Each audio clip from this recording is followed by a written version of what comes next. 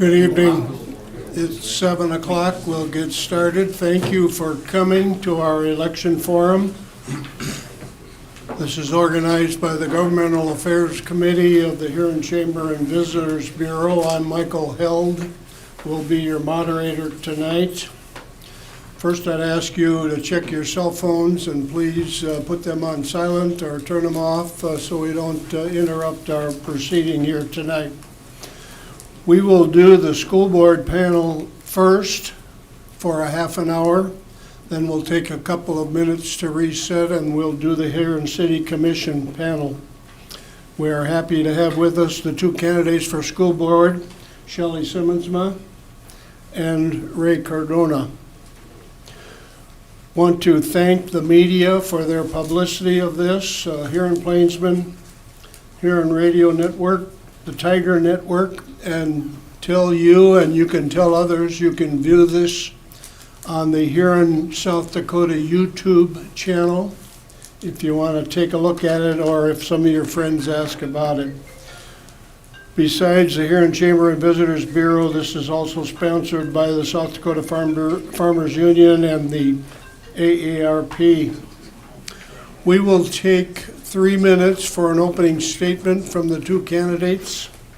Then we will go to your questions. You will have an opportunity to ask questions verbally. Come to the podium, identify yourself, and ask a question.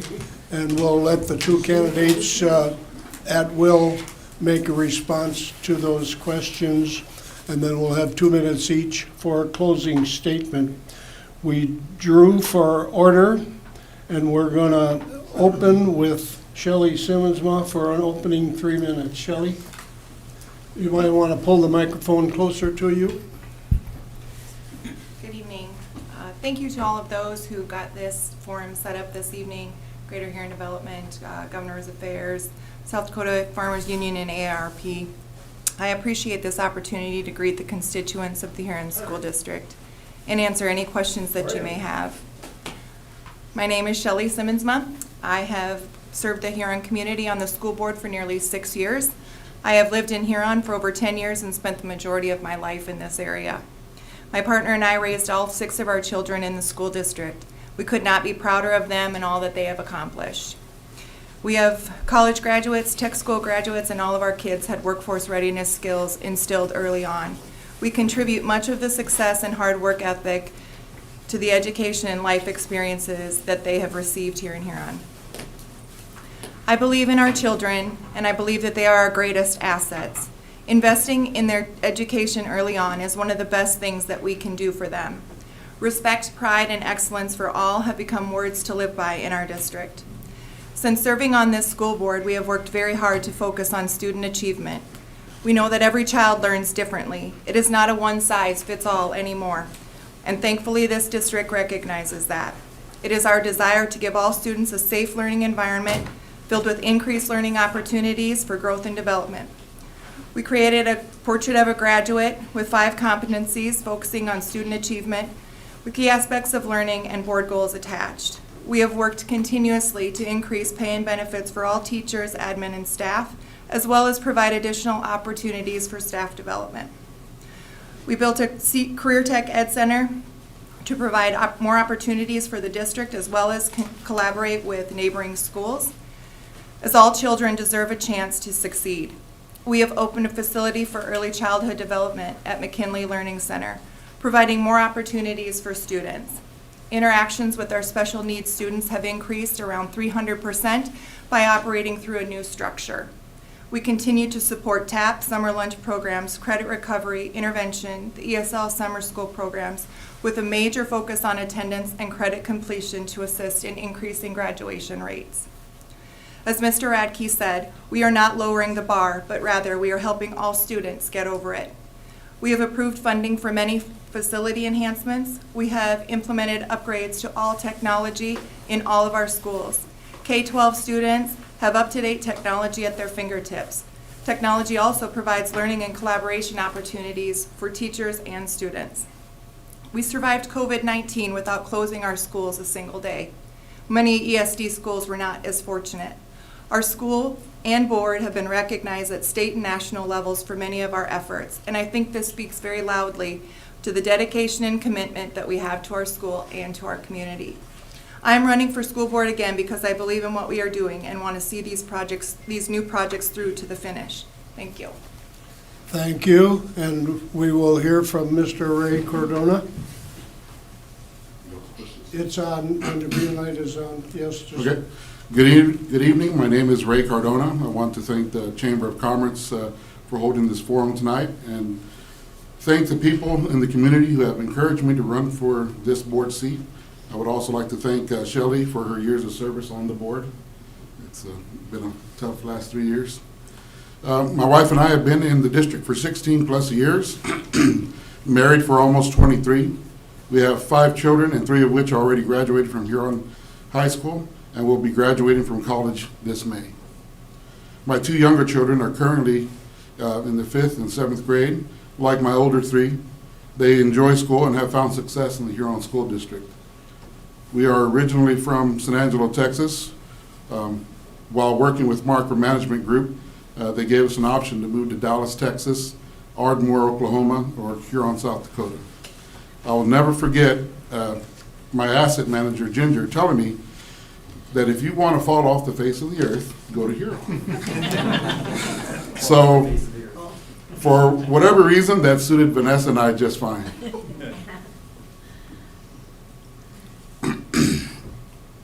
Since moving here all those years ago, Huron has received us with open arms, and that is why I love giving back to Huron in any way I can. In Huron, our family and my career have flourished. I work for Dakota Provisions as a refrigeration manager, overseeing departments at 3 locations while supervising 25 technicians. My management team, with my management team, we have built a department to be proud of. At Dakota Provisions, I train, lead, and most importantly, serve my employees. I've had the opportunity to grow as a leader and partake in multi-million-dollar projects. I believe that my experiences in life and my employment have prepared me to be an excellent candidate for the school board, for the Huron School District, school board in the Huron School District. That's it. Thank you, sir. We are ready for your questions. If you want to ask a question, just raise your hand. If you would rather, yes, there we got a hand already. Come on forward.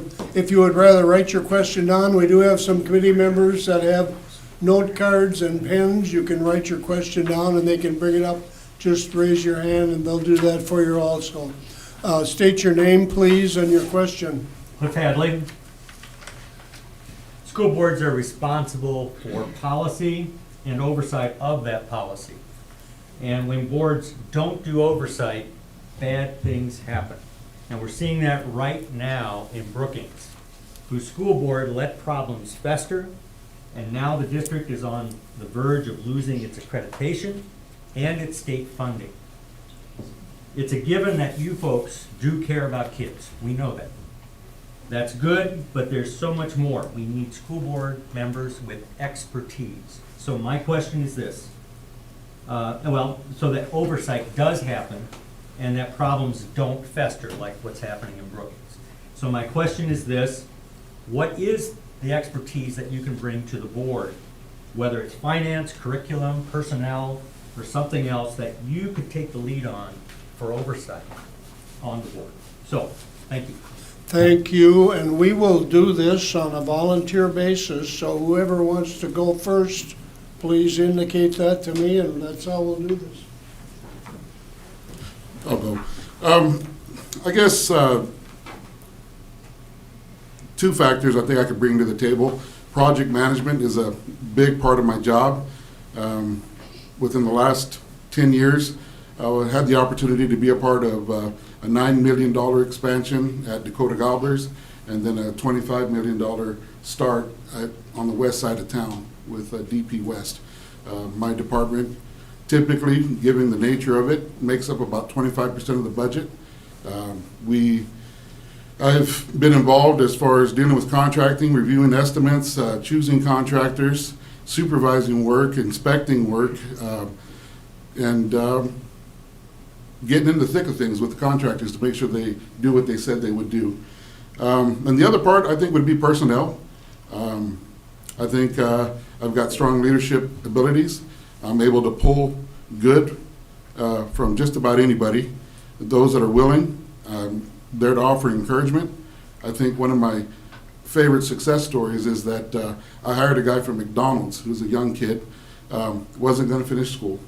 And so he was trying to send money back home to his mother, and just a bad situation. Long story short, I told him if he is going to drop out of school and be willing, and he was going to do that anyways, I said, get your GED and come work for me. So I went back to my job. My boss looked at me upset, wanted to know why I hired this punk kid. And I said, because he makes good coffee. That's what I told him. And now this young man has a family. He's purchased a home. He's a supervisor within my department, and he leads 6 men. So that's all I have. Thank you. Shelley? Yeah, so great question, Cliff, thank you for that. So I think what it boils down to is having good people in your administrative positions. Huron is no stranger to having people in high-ranking positions in the school district that didn't do their jobs. We struggled with that many years ago. We learned a lot for it, and we have policy in place now that helps us get through some of those tougher situations. You're going to be faced with those kinds of situations in schools, and I guess the biggest thing comes down to communication, making sure that we have our administrators talking to our staff in our schools, making sure that the administrators are talking and communicating with us. I think that we have an extremely good relationship as board members currently with our school administrators and staff. From a finance standpoint, we see the budget every 2 weeks. We know exactly where our dollars are being spent. We know exactly how much money is in our funds. And I think that as long as we continue moving forward with these practices that have been in place the last few years, Kelly keeps us abreast of everything that's going on. And we have had certainly situations where we've had to deal with staffing issues or people that maybe did something that was maybe questionable, or those kinds of things definitely do come up. We're not immune to that. It's unfortunate that Brookings is going through that, but I think with the policies that we have in place currently, I think we're in a position where we can avoid that. And again, I think it has everything to do with the fact that the school board, the superintendent, and the business manager have very good relationships and know exactly what's going on. I think we continue to use the chain of command. We have an open door policy. If something's going on, we want a whistleblower to come forward, certainly. We don't want to be blindsided by things, and if things do come up, we absolutely need to handle it. You cannot delay on things like that. It has to be addressed. I have no problem addressing things like that, but I think, again, this comes down to the staff that we have in place. We have very excellent, well-educated, and people that are absolutely skilled at handling these kinds of things so that we don't have these problems in Huron. Yeah, I think that's... Thank you. Another question from the audience? Yes, come forward, please. Hi, Tim Van Berkham. What's your philosophy as to what the role of a school board member is? Thank you. I go first. So the role of a school board member is to set policy.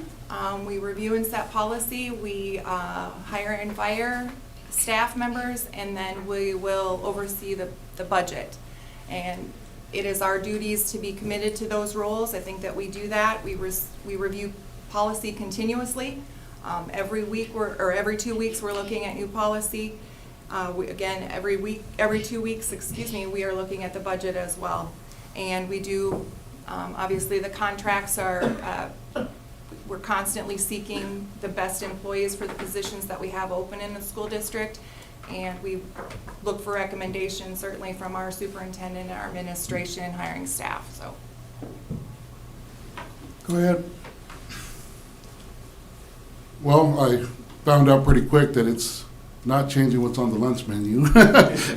Ever since I started, announced that I was going to try to run for school board, everybody's come out of the woodwork with their concerns.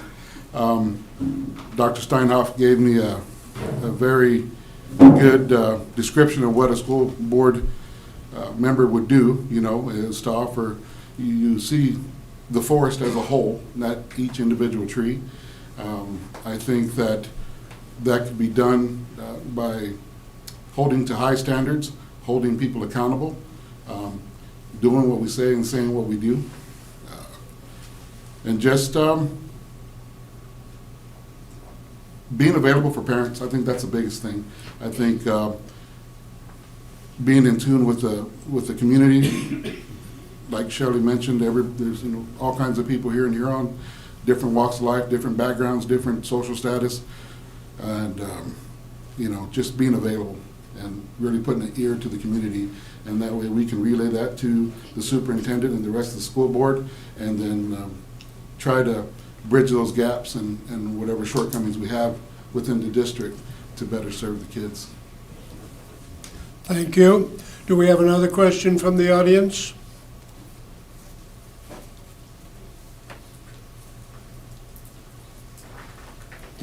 Okay, let me ask a question, and we'll, maybe that'll spark somebody from the audience to follow that up. What do you see as the current challenge or challenges for education, both in the Huron district and in the state of South Dakota? I'm really excited about the CTE program. That's a big part of my life. It's a big part of my livelihood. It's done well for me. As an employer, I see that there's a lack of marketable skills in the youth. I've recently learned that we've got a 30% fail rate in graduation. There's 30% of kids that are not graduating. I'm really hoping that we can bridge that gap with continued growth in our CTE program. Show the kids that not everybody's made for college, either 2 or 4 for whatever reason, but there's other skills that they can learn and take from the district to support themselves and hopefully keep them local. We need to fill so many positions here. It's unreal how much qualified help we need in Huron. So that's where I'm at. Current challenges facing our district, in our state. I think right now there's a teacher shortage. It's not just a South Dakota problem, though I think we're probably better off than a lot of states, but it is a national problem. Getting people to go into education now, there's just less interest in it overall. We have a shortage of special education teachers. In fact, these positions have been virtually impossible to fill with qualified staff and personnel. Everything is more expensive. Interest rates have gone up, inflation has gone up. Trying to complete a project that we've had on the budget for a couple of years is, every time we go to get a bid, it seems like everything goes up from a construction standpoint. I worry about small schools. They are the life of their community, and if they are not fiscally responsible, and if they are struggling in budget standpoints where they have to eliminate programs or are not able to fill positions for whatever reason, I worry about what's going to happen to those small communities. Special education is severely underfunded in South Dakota, and though I believe that we are trying to do more to see to that, I think that it's again, it's just really impossible to get creative when you have a limited budget. So especially small schools are going to struggle with that. I think we've been very fortunate in Huron with the creative minds that we have, in those roles, making sure that we manage those budgeted dollars appropriately. Affordable housing, that affects who we can hire and bring into our district. I think that's a concern, and just having housing available. And then dedicated officials that go to our state capitol. I think they have been doing a wonderful job helping support our budgets for our school districts. They believe in public education. Thank you. Another question from the audience? Come on forward. Ben Chase, Huron. With more than a dozen native tongues spoken in-home by students within the Huron School District, what are the challenges of the Huron School Board in addressing that and ensuring that there is an equitable learning experience for every child as they progress through the school system, and the curriculum is appropriate throughout that learning experience? Thank you, Ben. Great Who would question. like to start? I would. I think the ultimate goal is English. I think that's what we all strive for. I think that's what the common language is in Huron. I don't, just through the years, I'm very proud of the school district. They have translators that try to bridge those gaps, Spanish, Korean, Hmong, several. At the turkey plant, we face the same problems.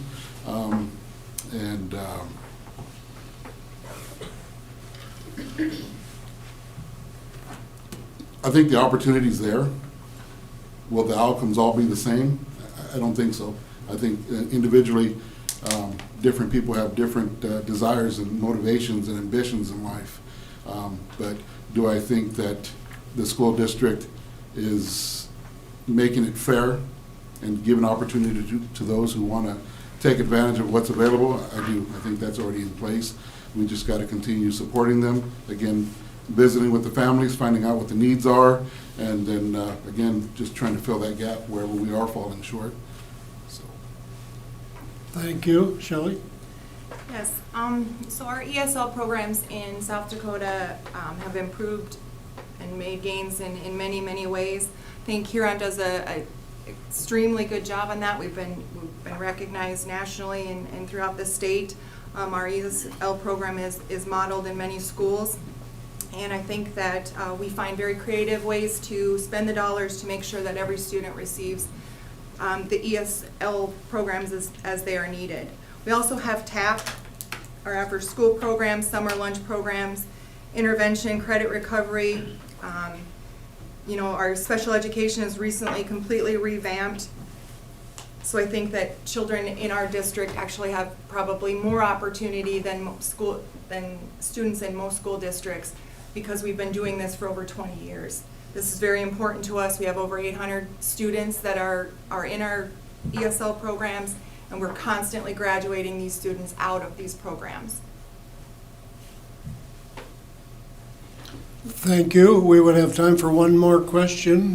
Yes, come forward, please. Hi, Bud Schneider. First, thanks to both of you for being willing to run for public office like this.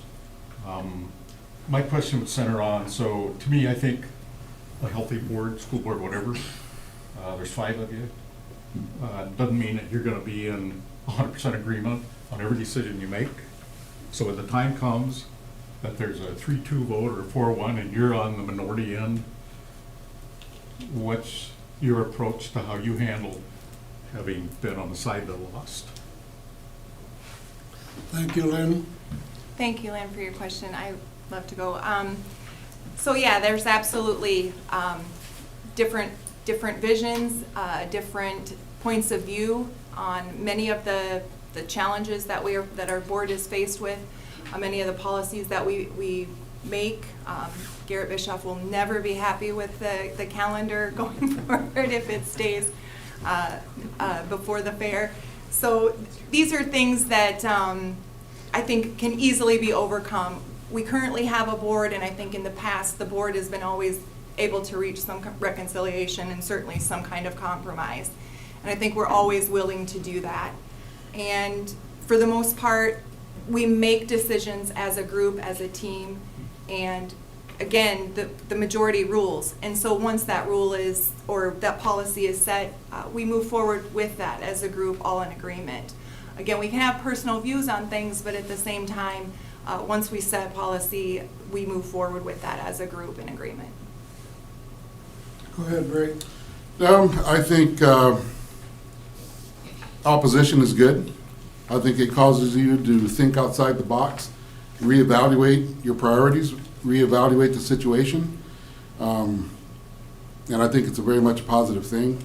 But at the end of the day, being on the school board or any committee or group, you're part of a team, And the ultimate goal is to make Huron the best that it can be, make sure that we have the best experience and opportunity for our children, and that's got to be number one, regardless of personal beliefs or points of view. That's what needs to take place. So, yeah, I welcome opposition. I think, again, it's good, it's healthy. So, Thank you. Thanks for the excellent questions. We're gonna call time here and give each candidate a couple of minutes to make closing statements. And we'll begin with Mr. Cardona. well, I just, again, want to thank the Chamber for inviting me here.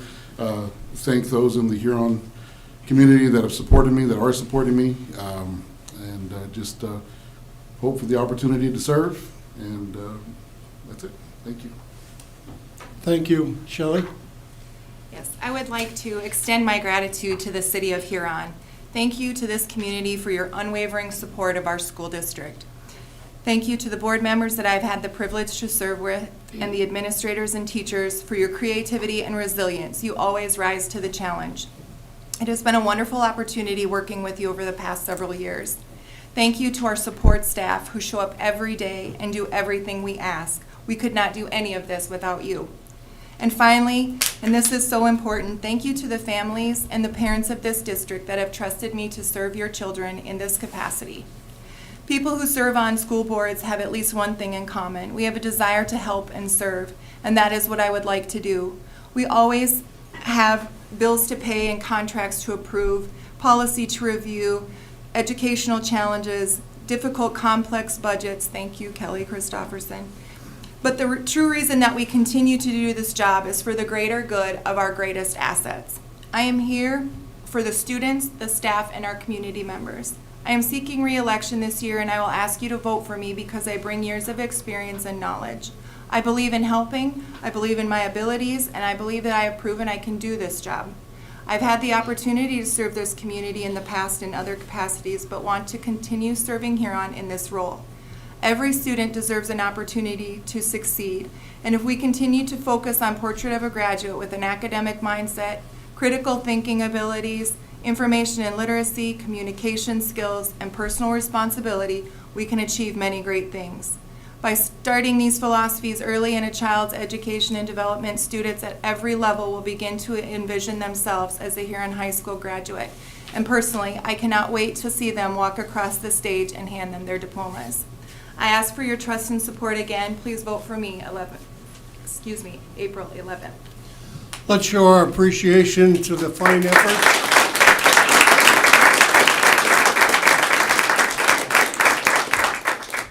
We will take about 2 minutes here to get the two candidates for the commission to come forward. Are we all out of chairs back there? We are. Is that door open? There should be some chairs in that door right behind you there, ma'am.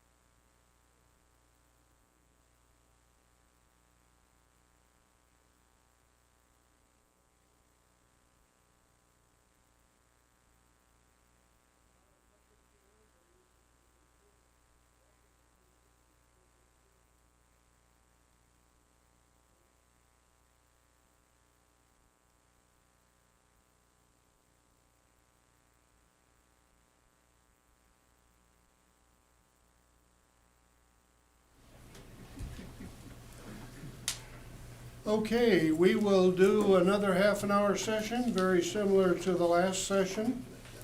We're happy to have Ashley Kingdon Reese with us and Sean Harvey, both candidates for a seat on the Huron City Commission. Again, 3 minutes for opening, and then 2 minutes to respond to questions. Lori here is our timekeeper, and she has the cards that say 1 minute and 30 seconds and so forth, so you can kind of take a glance at her. With that, we drew for positions here, and we are going to begin with Ashley Kingdon Reese for an opening statement. Ashley? Thanks. You got a card, Lori, it says shut up if I go over. I'm Ashley Kingdon Reese, and I have the absolute honor and privilege of speaking to you. And it's amazing to see all the familiar faces out here of my local community members. I'm running for city commissioner because I'm proud of what this community has given me, and I'm ready to give back. I've done it for years with small businesses, from a restaurant to early childhood development to healthcare, both in your homes, behavioral health, and in your businesses. And I'm ready to do it in a formal setting. Since 2019, I've spent time in Peer as your Government Relations Committee Chair for nursing. And I've gotten to see what well-formed government and active citizens can do on the other side. And we in Huron have an opportunity to take advantage and show the rest of the world what unites us. We, us, instead of being polarized by politics and focusing on the separations that might divide us, whether it's religion or political choices. The decisions that the commission makes affect you daily. The water you drink, the streets you drive on, the garbage, waste, and as you saw tonight, education. And if you think that education or school board decisions don't affect you because you don't have children, or your children are grown and gone, your tax pot dollars say differently. And remember that we are raising this next generation to be our co-workers and to be the professionals in our community. So I believe that we can come together to fight some of the things that maybe right now look like obstacles, but we can turn into opportunities. And there's the question before that Cliff posed, what are we an expert at? An expert is 10,000 hours. My expertise comes in making obstacles into opportunities. And I'd be proud to serve you doing so. Thanks. Thank you. Mr. Harvey? Good evening. I'm Sean Harvey. I'm a lifelong city resident. Wife is Amber Harvey, who has been in child care for 12 years. I have a 16-year-old son and an 11-year-old daughter. I'm currently an owner at Montgomery Real Estate, and I serve on many boards, including the Huron Board of Realtors, the South Dakota Realtors, the Huron Chamber Visitors Bureau. I'm a chamber ambassador, and I'm on the City Planning Commission. I thrive off of working in a transparent, honest environment, and everybody's thoughts should be heard and considered in every decision. I pride myself on trying to support local business every day. I want to push for a lot of different things. I want to push for outdoor recreation activities. I want to push for a healthier, happier community. I want to push for a community that pulls together and works together and does activities together, because I think that makes us all happier and a stronger group of people. I want to push for better housing. We have a great deal of housing shortage. I want to push for business growth. We need to approach every opportunity in this community with open arms. We need to push for better in every opportunity. If a business is interested in coming to this community, we need to encourage that. We need to support that as much as we can. I continually work with buyers from other states. I hear how much everybody loves this community when they move here. And I really want to focus on the love that they have for this community and that we have for this community, and promote all of the positive aspects of our community. Nobody can sit here and promise you the world, so I'm not going to do that. But what I'm going to promise you is that every day and every decision will be taken with great consideration. Nothing will be taken lightly, and I will always push to better this community. I am who I am, and I go into everything with a straight and open heart. Thank you. Thank you. So we are ready for questions from the audience. Who would like to ask the first question?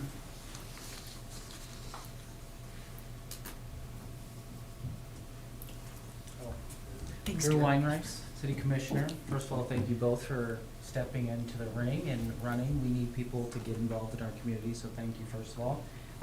You both are business owners, so with that, what do you believe, or how do you think you will take what you do in your business and bring it to the commission, and how being a business owner will help you in that role? Thank you, and again, like the last panel, we'll take a volunteer, whoever wants to go first. You two figure it out. I can take it. Sounds Go great. ahead. Yeah, with my job, I am out in the community every single day. I'm talking to homeowners every day. I'm talking to people who want to move here for various reasons every day. Some of them are very interesting, and it's things that people don't often think about. People that move here really want to push, love it here. It's a small community. They love the people here. We're a friendly group of people. So every day I'm working with homeowners, I'm working with people that want to move here, I'm working with local business owners every day. So I know the needs, the wants, the desires of this community, and I think that will help me in pushing for what's best for this community. I've made a living at making a difference, so service is the first thing. Having a small business that deals with health makes you look at things from different perspectives. And so what I think my small business would add is perspective, from the aging adults to the chronically ill to people that don't want to put their taxes towards mental health, or those that need tax money for mental health. But looking at it through, again, the opportunity to make something do. I like a challenge. I love to build things from the ground up, and I love to negotiate. And all of those things have come with the job I have now, and certainly in the commissioner role. So I believe small business is the answer, and business capitalism to a lot of the situations that we're facing, like a shortage of housing, and resources that we need for workforce development. I believe those answers lie within us, and people that start businesses know firsthand what it's like to overcome. And I think that it offers a lot from both of our perspectives to being better commissioner servers, having been on both sides. Thank you. Who else would like to ask a question? Don't be shy. Sure, come forward. Yeah, thank you. Lynn Schneider, and I too thank you for your willingness to run and serve. I guess I'm thinking about the recent announcement where a significant business, longtime business in town, has announced plans to leave by the end of the year. So my question would be, does the city have a role in replacing those jobs, and what would that role look like? Thank you. Who would like to go first? I'll go. Do they have a role? Absolutely. Is it a formal role? I don't know. I'm hoping this will tell us. But Banner, and I'm assuming that's who you're talking about, has been a longtime employer with over 160 dedicated people working there. And so we as a community lose when we lose those jobs where people already have housing here, right? We're not having to move them in. The truth is, in a small town or any town, when it comes to professionals, we either got to grow them or go get them. And in this case, with a housing shortage, we have them here. People that have been in this community a long time and serviced and worked hard, and their industry's closing. So absolutely, I feel like the city should be able to step in and at least guide or figure out another need that we could use that building for, and hopefully recycle not only the building, but the jobs there. What that looks like formally, I'm learning. I went to Colorado last week and I met with people from 9 different cities all through western Battlement Mesa area, and learned a lot about how they overcame when factories shut down or COVID hit or they didn't have enough housing. And a lot of those answers came from community members and how to, basically look and see a different approach. They started a legacy program with their housing, which says that an aging adult can donate it back to the city before they die so that the city can purchase it, or, the Huron Development Corporation. And I think that there's a way to maybe mimic that in business too, so that when something like this happens, the city is involved. I don't know to what extent or what obligation that means, but I know it affects them, and I know they care. I've been to the commissioner meetings since January, and I'm proud to see them come together, talk, negotiate, even on different stances, whether it's a church opening downtown, but they're all respectful of each other. And I think that guiding that, even in a decision like Banner, is important to set a precedent and to realize the impact that it has. So my answer is absolutely yes, the city does have a role in that. Thank you. Go ahead. Yeah, and I will say to that, there's no way the city can know that those things are coming or they're going to happen unless that business owner or that company relays that information to the city. But that kind of somewhat ties into what I was saying about always pursuing the next business growth. We can't necessarily control that business is no longer going to be here. We wish it would be here, we wish it would stay here, but we can't control that, unfortunately. What we need to do as a city is we need to pull together. We need to find jobs for those people that are now in need of jobs. We need to, if we always have something new on the horizon, maybe we can say, okay, this business is closing, but we're really working on bringing this one in, and try to have something going at all times, a plan of who has openings for those jobs. Losing a business like that does really hurt our community, and if we could keep the new businesses rolling in, it would be less of a hit, but right now we're just losing a business, which hurts more than anything right now. Another question from the audience? Sure, come on forward, please.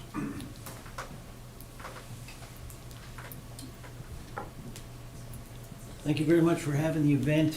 I'm Doug Stansfield. I came out here 2 years ago from New Jersey. But I got to tell you, I love the community very much, and it's not about me, but I took you on Facebook a little bit about the roads here sometimes aren't that great, especially South 15th Street, southeast. If you drive down that road, you're taking your suspension in your hands. So how can you guys fix that? Because I think that's one of the roles the government really should take care of is the roads. So hopefully you will answer that. Thank you. Yeah, so with the roads, and I know exactly what Doug's talking about with 15th Street over there. It's kind of a water hole right now, and it's like off-roading every time you drive across it. And I think that those issues I do agree that those issues need to be addressed before they become as big of an issue as what they are right now. That is one example, and potholes is another example. I know that the city was out the other day filling potholes in the rain when it was 32 degrees, I believe, which is great, and that's what we need to do. But we do need to reevaluate some of those streets and make sure that those are getting taken care of sooner than later, because that one is, there's no doubt it's pretty rough, and I don't think it's the only one in town that's rough. But I will say great job to whomever was out there filling those potholes in the rain when it was 35 degrees the other day, because they do tear up vehicles. They are very hard and aggressive to drive across, and they were taking care of it. So. Yes, South Dakota weather is hard on us and the roads. That's a lot to fill potholes at that temperature. With the commissioners, what we do is get assigned different concerns or commodities, whether it's waste and water, and streets is one of them too. But there's a budget to contend with, and I know that there's some things in the works for Lincoln, where I live off of, and the same concerns, bumpy, and I know we're doing a lot with water. So I think it starts with you coming up and saying things like, hey, there's an issue with the roads, and us letting us amplify that voice and come up with solutions within those budgetary restraints, and of course, weather pending in South Dakota. That absolutely falls on the commission, and that's one of the main things that they do, is make sure it's safe for us to drive and to maintain. But remember, South Dakota weather and a budget can also play havoc. So we've got to decide whether this year we're putting it into water pipes and next year into streets, and how that works. And so I'm excited to learn more about it, but I know that the commission now is dedicated to it. I've heard them, and they're working on it diligently. This summer there's going to be a lot of construction going on, so get ready. And when you complain, remember this, that it's better than the potholes we have. So. Thank you. Do we have another question from the audience? Yes, come on forward, please.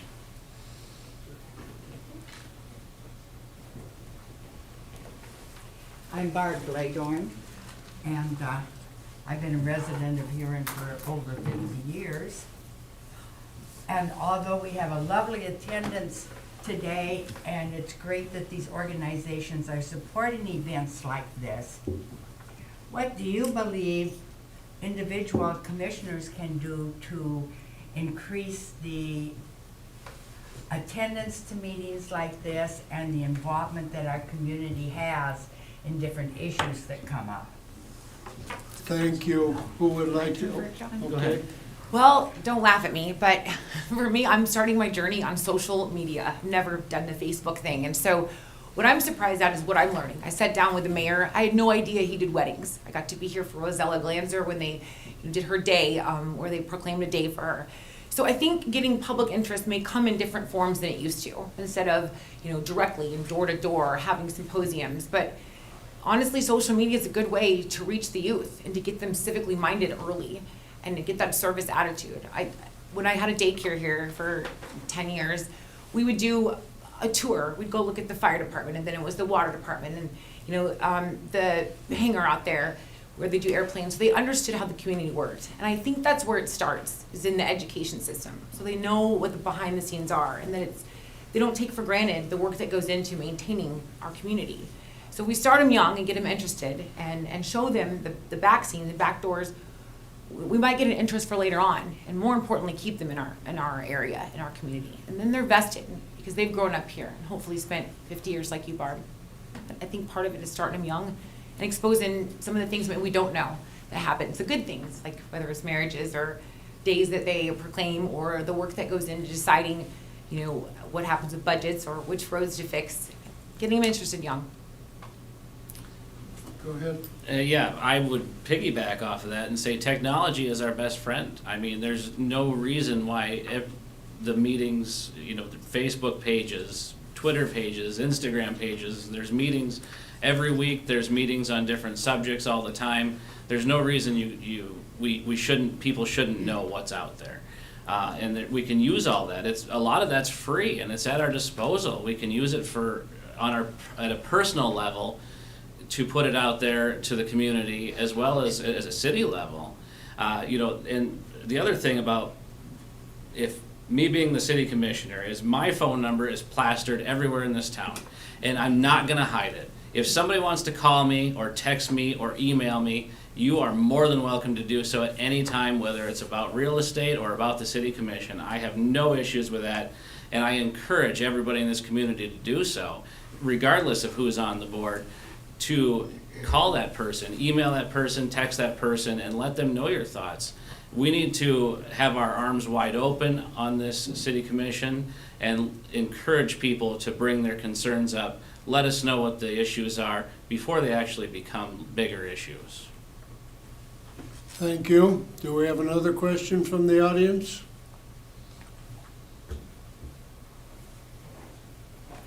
Yes, sir.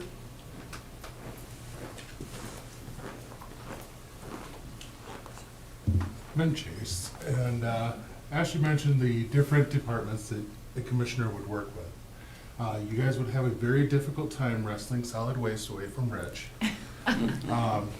But have you given any thought at all to what department or departments you feel that you would have particular skills to work with, and what would those skills be that you could bring to the table? I would say about the only department I might try to steer away from is the finance, but other than that, I think all the departments, streets, solid waste, they're all a vital part of this community. And I think that in order to be, ideally, in order to be the best commissioner, you should know a little bit about every department. I don't think you should focus on any one department. I think everybody will bring different ideas to it, whether you have a great, vast knowledge of the department or not. I think that's what brings new ideas to light, is when somebody doesn't necessarily know what a certain situation is and they insert themselves into that and learn that, and they might bring more to the table than the person who's been doing it for 20 years because they are just, immune to what could be or would be. So I think any department would be a good department, and I think learning each department is very important and a vital role in this commission. I completely agree. We want to rotate, so we learn a little bit about each. And again, what he said was important, walking in with a new perspective, right? So we're not trying to break old habits or looking through opaque lenses, and that's only going to happen from different challenges that arise and having to work with each other and collaborate to find solutions. Fortunately and unfortunately, we don't get to choose which department when we're elected. When I talk to the mayor, it sounds like they rotate, and I'm not going to arm wrestle Rich for waste. But where I think best fit is kind of what Sean said. I'm excited for the opportunity. So I suppose with time I'll be able to figure out which one I prefer, but right now the opportunity lies in all of them. And I kind of do like finance, so maybe we'll work it out. But I also know that we have a lot of things to be proud of. And when you mention waste, I want to let you know, after doing some research, whether I'm talking to Millennium or Nick in the governor's office, we have the best recycling program and waste manager in the state, hands down. They talk, and I'm a little bit biased because he's my neighbor, but they talk a lot about Dale Fortin and the work he's done. We have a clean system. We pay less than any other town. He's innovative, and that all has to do with the collaboration that comes from the commission. So I don't know if you set out deciding, Rich, that that's what you wanted, but sometimes, again, those obstacles of that fear are the best opportunity. So I would hate to make a decision and say, this is what I want, and then get stuck with something else and feel disheartened or make anybody else angry. But I think it's the opportunity to learn about all that's really the exciting part, and to offer our skills and amplify the voices of people that know what to do and learn from them. Thank you. Do we have another question from the audience? Yes, come forward, please. Identify yourself. I'm Brittany Newhart. I own a small business downtown. I also do work with Sean, but I've owned my business for about 6 years, and I was wondering, how do you guys support and how do you see yourselves supporting small businesses downtown, especially with the construction coming in? We'll have limited access to our businesses and the safety of having access to our businesses too, with it being right off the sidewalk and parking. So. Thank you.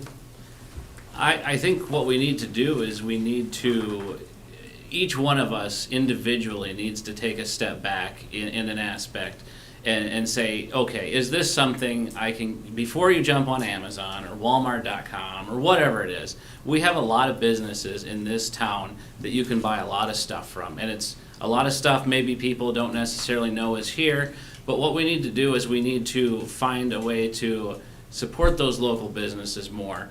And whether that's sharing your specials every week on our Facebook or looking at your newspaper advertisements, we as a community need to step back though, and we need to say, okay, before I buy this, can I find this in town? Can I get this service in town? Is this something that I can do locally? Because I think right now a lot of people, it's so quick and easy to jump online and order something, or maybe you're in Aberdeen or somewhere for the weekend and you have something done there, or you buy something there. But we need to step back as a community and we need to say, okay, I can do this in town. I can do this in town and I can support local. Because when I support local, those sales tax dollars and all those dollars stay here, which only encourages new business growth in this community. So we need to focus on that. And if you look at my Facebook page any time of the day, we share those posts out there. I try to promote as much as I can, downtown, local, anywhere in this community. Brittany, I don't know what kind of business you have downtown, but Massage therapy okay. services. I have a business downtown too, and it does staffing and continuing education for medical professionals. And I was concerned a little bit about what was going to happen downtown and access. And so here we are as business owners, got to get creative. And so can't really deliver curbside massages, but we're going to need your help. Knowing your business and you being the expert at it, let us know as commissioners how we can best suffice the need for people getting access to you. Might be coffee shop next door, or like us, we're doing service too. We need innovative ways so that we can still drive the business while fixing our city downtown. And so having your voice and showing up to the meetings like Barb was talking about, it's going to be important and essential, because nobody knows better the product you deliver and how best to get it. I think as the commissioner role and the city role, it's going to be our job to notify our residents of what's happening so they can plan ahead, to let them know that it's going to be closed or what it might happen, and the benefits that are going to come out of it. Yep, it might be inconvenient for a week, but this is what we're going to have. No more New Jersey potholes, right, down in Dakota. And so communication is going to be essential. Driving small business, and it's great. I look around and I see Julie over here, who had a clothing company for years in this town. And Sean's right. Not only does it bring the tax dollars back to our community, but it keeps the businesses open. And until you go without, and it's like Hitchcock, where my family's from. I went to high school here in Huron, but my family hails from that area. 5 generations of South Dakotans. And I've seen Hitchcock grow and then diminish. And it isn't until those things are gone that you realize how much they were essential to what town needs. And so how do we best promote it? And that's shopping locally, but also getting others to come here. Promoting the things that do with the chamber, whether it's the Huron Bucks or Chamber Blast, using those resources that are here and really amplifying, what that serves the community on a bigger scale, but keeping it here locally. We would have time for one more question. Let it be a spelling test. Just kidding. Okay, I will ask it.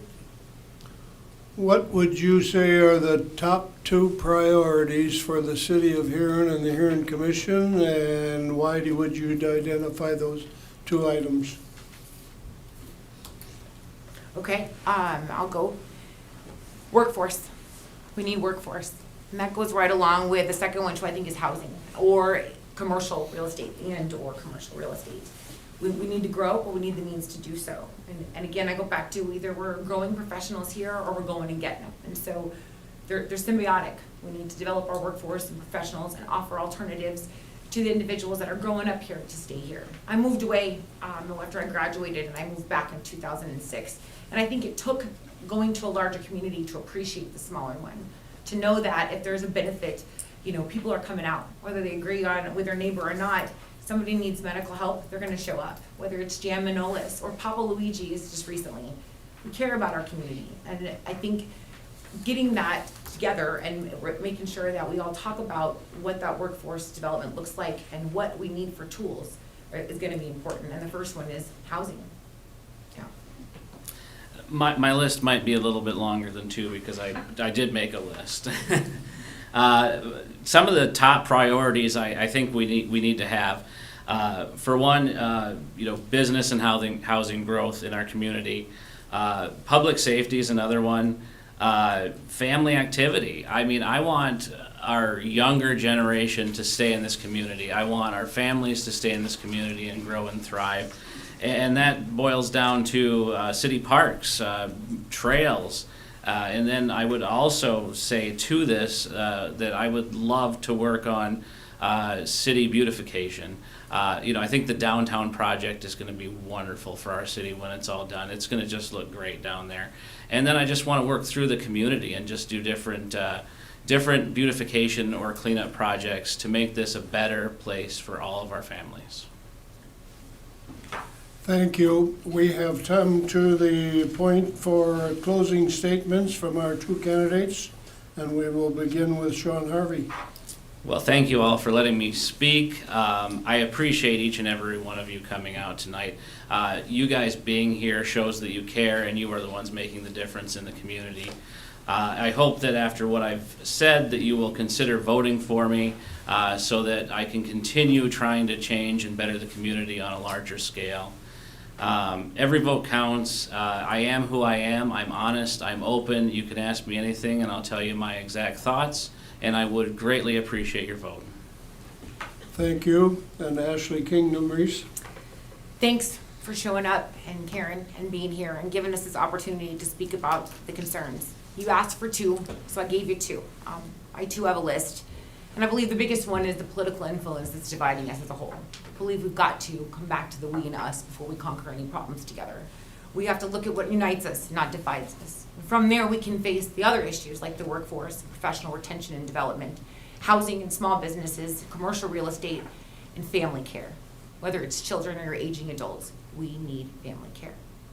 So as we transition into these new times post-COVID, and in a world where this next generation has a different set of ideas for success, and we're adjusting, and we have our generation to thank for that, and the one before us. We worked so hard with the idea that the next one didn't have to, and we were successful at it. And their new vision is a work-life balance, and they're teaching us about it too. So I'm really looking for the opportunity to take 5 generations. For the first time ever, there's 5 generations sharing the same workspace, the same professional space, the same living space, and take that shared knowledge and use it to solve these problems. So I'm asking for your vote and the opportunity to do so. And the small interactions that Sean and I have had about this campaign, there'll be another seat coming open. You'll see us again. So your decision is, who's the most effective? Who do you want in now? Because both of us have decided we'll be up here doing this again. We want to serve you, and we're ready for the next step. Thanks. Let's show our appreciation to the 2 candidates.